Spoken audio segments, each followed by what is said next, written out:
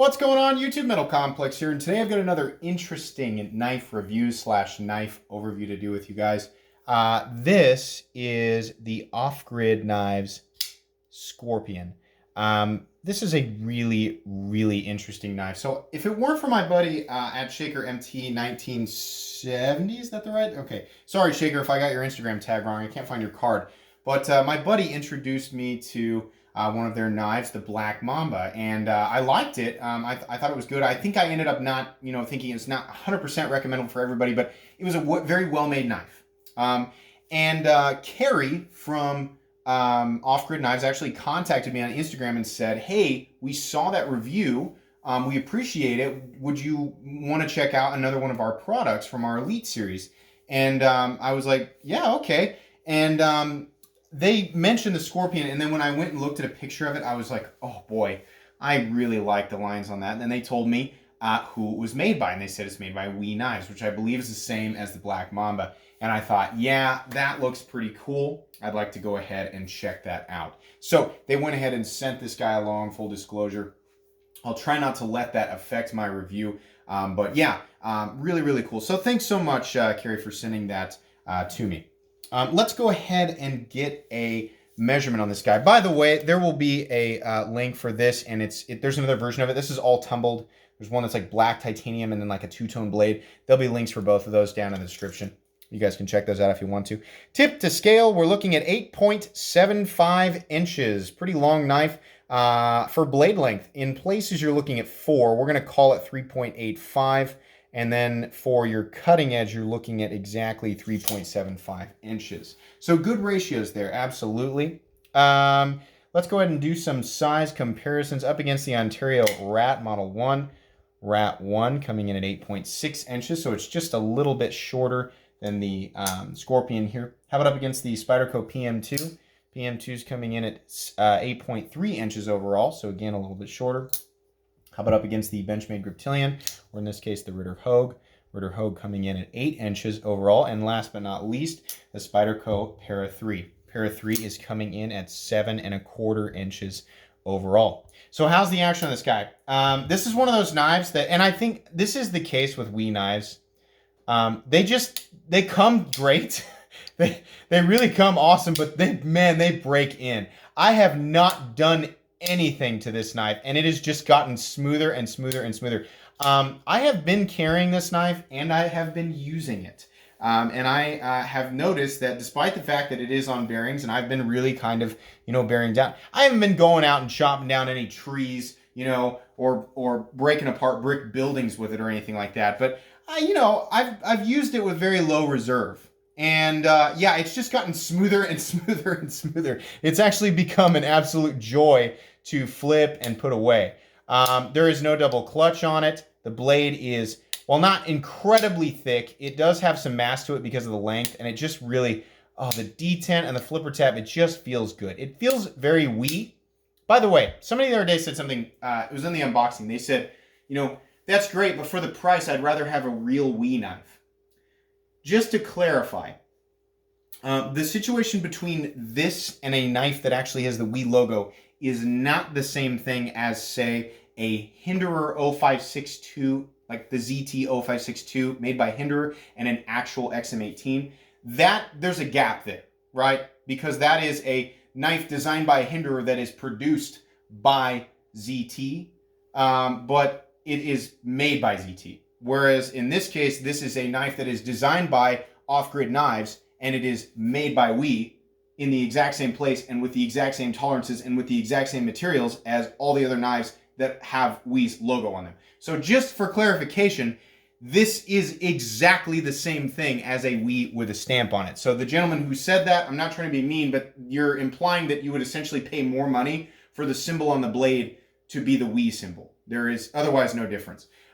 Anyways, just so it's not, again, I'm not trying to be mean. I'm just trying to offer clarification for anybody who doesn't understand that. But anyways, yeah, the action is phenomenal. At this part, I'm going to go ahead and start doing my, my hardware check at this part of the review. I'm going to change that up a little bit. So I'm going to get out my handy dandy Wii Bit Selector and Wii Magnetic Driver, two items that you guys know I can recommend to everybody. They're awesome. You can actually find them by pulling down the description of my video and clicking on this very first link here, which will take you to my Amazon store.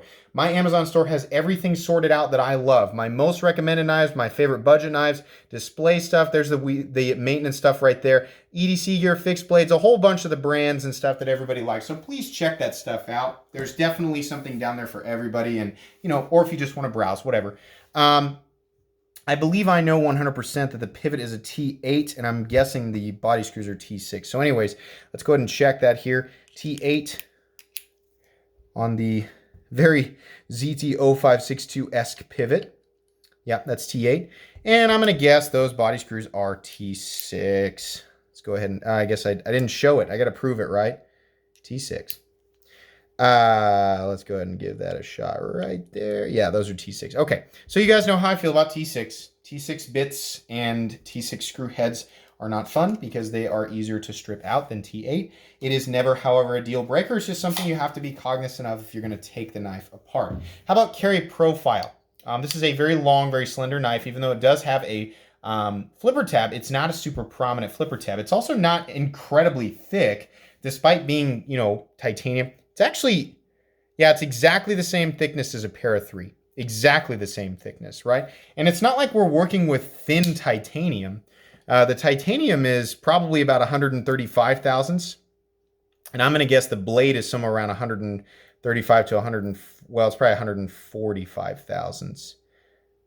147. So it's between 145 and 150 thousandths. That's kind of where Wii likes to hang out. Did you catch me there? I almost said ZT because Wii is kind of the new ZT. Or they're doing a lot of things that I wish ZT would have done. But this is like a prime example of a titanium frame lock flipper that I really like, right? I mean, that's what I love about Wii's manufacturing. Not only are they precision, but they use titanium and steel in thicknesses that are performance oriented but still feel good. They feel solid, right?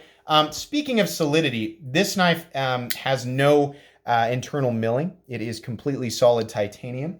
So weight on it is coming in. We didn't actually talk about carry profile other than thickness. We'll get back to that. Weight on this guy, change units to ounces, is coming in at, okay, it's under 5 ounces. I mean, considering how long the blade is, it's still over an ounce an inch for those of you who go by that standard, but not crazy, right? You're getting 8.75 inches of knife with 3.85 to 4 inches of blade at just shy of 5 ounces. Not bad. In terms of actual carry profile, I've been carrying this thing a lot. I very much enjoy it. I wear jeans and heavy-duty pant material every day. The lightest pant material I wear are khakis, but they're not fitted or ultra slim khakis, so I can carry this. It is going to be a little bit thick and a little bit heavy for some people. If you wear tight pants, if you wear thin pant material, if you wear athletic shorts, it's not going to be for you. In terms of height, it beats out both the Para 3 and PM2, and those knives are, they're a little awkward, and everybody likes to carry them. So there you go. Nothing crazy in the carry profile department. Let's go ahead and talk about materials here. So we're looking at, in this case, tumbled 6L4V titanium and then carbon fiber inlays that have been beautifully laid into the scales. Flawless laying into the scales. I can just barely feel the difference between the titanium and the carbon fiber. At this price range, that's perfectly satisfactory. It's very cool. Listen, any more than that, like if it was seamless, it's like a hair below seamless. Seamless is what I'd expect on a $1,000 custom, right? So I am perfectly happy with that. On the blade here, like I said, there's two different versions of this. There's the black titanium version, and then on the black one, I think it's two-tone tumbled and black, or it might be reversed. In this case, it's satin flats and then a tumbled blade and swedge. The flat runs out about 65% or so, carrying some pretty darn good thickness out to the tip. Plenty durable on this, what I would call a reverse Tanto blade. Very, very handsome blade. Also, no sharp edges. You can see here, it's been knocked down everywhere. They've thought about this. That's very pleasant to the touch. There's no part of this that, like, I always cringe when my fingernails come off a little bit when I scrape it up against the back of the blade, and no, nothing. Other than the blade itself, the cutting edge, there's no sharp edges anywhere. I really like the simplicity of their logo. By the way, this knife the Elite Series comes with coins, like little challenge coins. It's awesome, right? Actually, the packaging and everything that I was really impressed with that. Not that there's much you can do with a coin except flip it, but it's nice, you know. I mean, I wasn't expecting that, so that was pretty cool. I love the logo. The logo is very simple. It's not like super in your face or anything like that, but it's neat. And then on the other side, you can see the only thing that it says there is S35VN, which is a fantastic steel composition, very tough, very stainless, very edge retentive, a perfect choice for a knife like this that was clearly suited for outdoor use. The cutting edge is perfectly done. There's no wonkiness or anything like that. It's very sharp, and it comes down thinner than I would expect. It is not a grape skinning laser beam, but it certainly is sharp enough to get through your regular EDC tasks. And I think a lot of you will find that it's more performance oriented than you might expect. Given that it's long and slender, you might think, well, it doesn't have a lot of room to drop off that flat, and it's 150 thousandths or so. It actually does get reasonably thin behind the edge. I was pleasantly surprised by that. So no double clutch on the flipper tab. The flipper tab is perfectly shaped, and it is certainly easy to get leverage on, whether you want to do more of a push button or more of a light switch. It does have some not super aggressive, but fairly aggressive jimping. Jimping.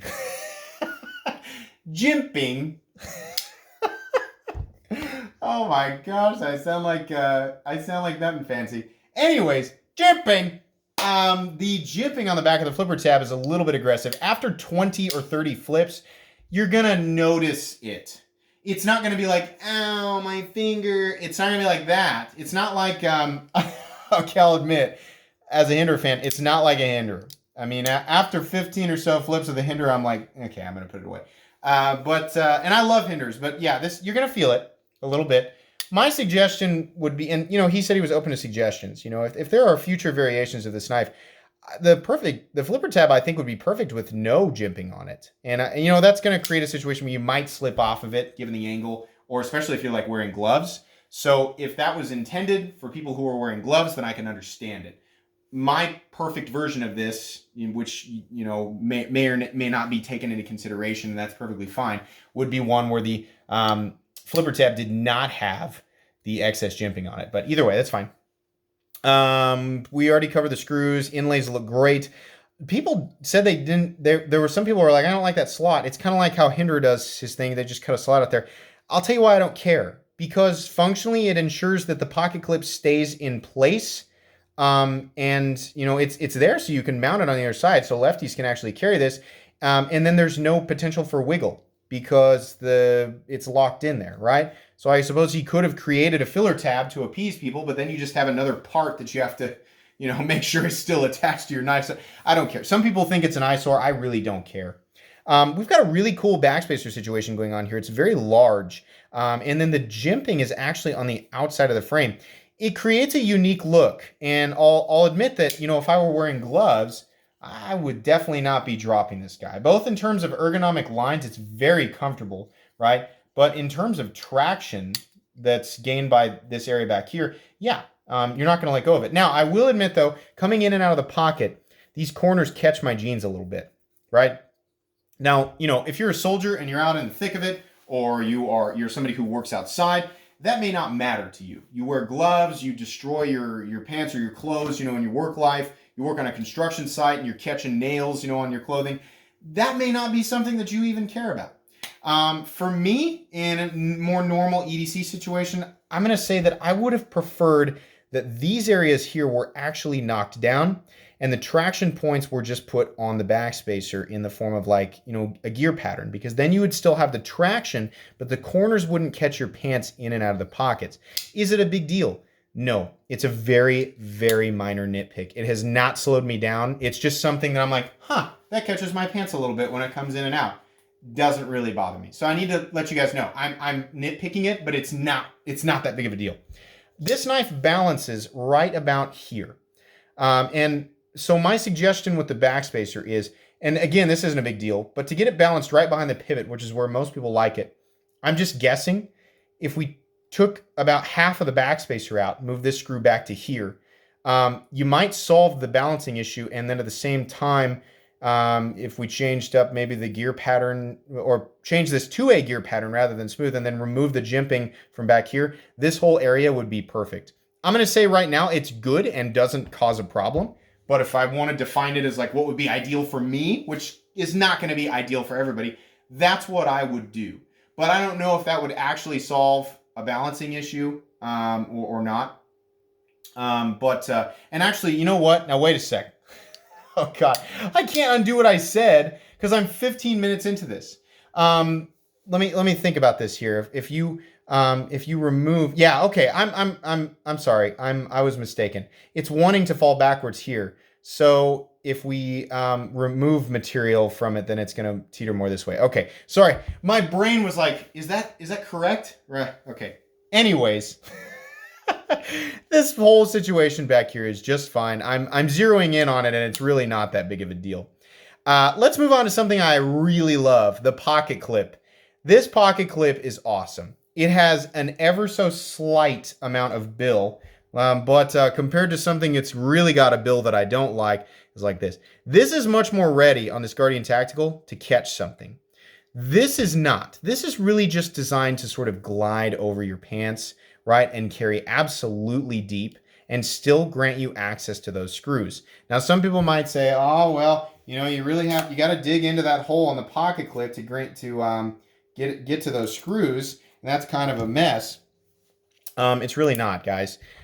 Getting your tools into the screws for that pocket clip is very easy. As you can see there, I've got traction. I can pull that out if I want to. No big deal. That pocket clip is awesome. Yeah, the screws aren't completely recessed, but I got to tell you, they're recessed enough because they have never caught my pants. The only thing that catches my pants are these back here. That pocket clip is perfect. I love it. It's awesome.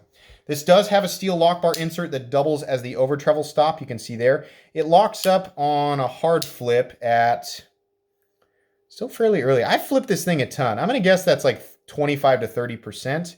And the blade is still, if you guys can see here, sorry, the lighting, it's still perfectly center. I have no issue with that whatsoever. There's no blade play up, down, left, or right. I haven't had to readjust it. I don't know if the pivot is free spinning. I just wanted to feel how it broke in. You know, if I used it like I normally did, you know, broke down a few boxes, cut a few things with it, and flipped it a bajillion times, how would it break in? And the answer is it breaks in perfectly.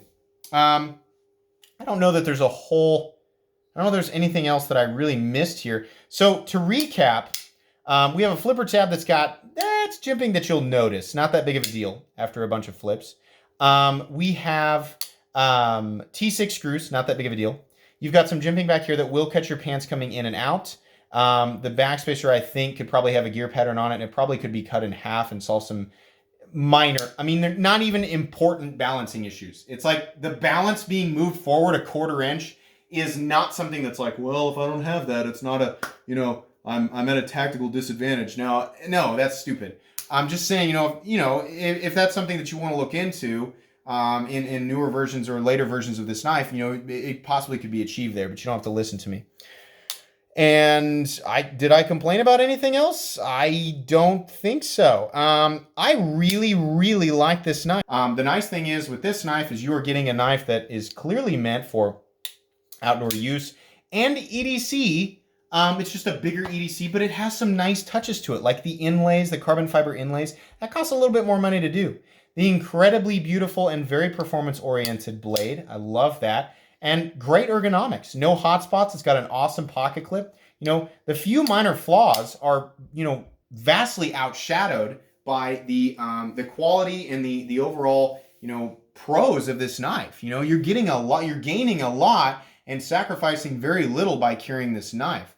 So for the money, I can absolutely recommend it. Obviously, if you live in an area where you can't carry a blade that's this big, like over 3 inches or over 3.5, you're not going to be able to carry this, right? But if you're looking for a bigger knife, titanium frame lock flipper, one that's got the fidget factor, and at the same time is a good hardworking tool, you want to get quality for your money.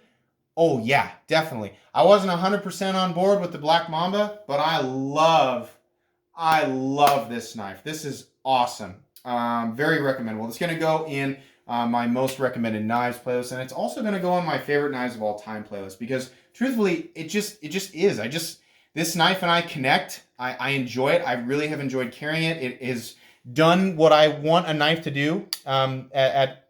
Like fundamentally, I want a knife to be able to be drawn from my pocket, deploy, be used, and I want to put it away and put it back into my pocket with no extra steps. And it does that beautifully. Minimal hang up on this area back here, but I mean that minimal. So yes, very recommendable. Like I said, you can find this knife right at the top of my description, as well as many others on my Amazon store, so check that stuff out. Guys, that's going to be pretty much it for today's video. If you enjoyed this review, please leave a like. If you'd like to check out my other content, I do, of course, have lots of videos of knives that are either expensive or inexpensive that I do or don't like, so check those out. And if you enjoy all my content, go ahead and click on this metal complex logo right here and subscribe, because there's definitely more coming. Thanks again for watching, everybody, and have a great day.